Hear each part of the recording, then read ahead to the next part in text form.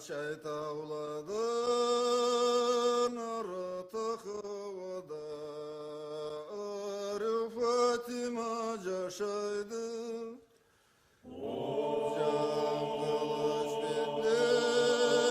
Sulandır at küplü Okka hansı kavuşaydı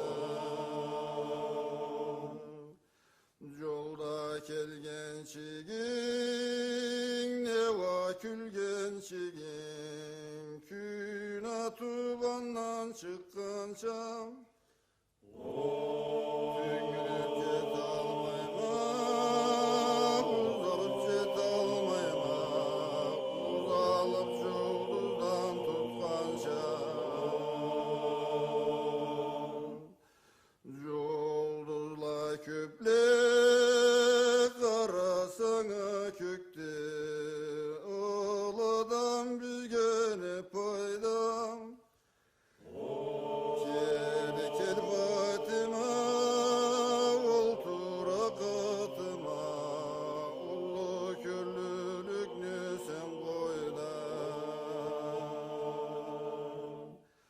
Yoldu suratlı Fatıma atla Sen beni arsar etkinsen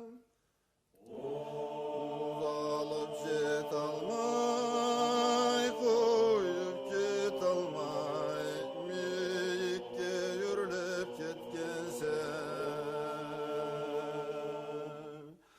Karadam insan nasıl bizdeydi Zamanı zıraf aşırmam Jet alırmamı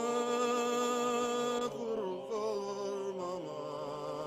Sen alay çıkınca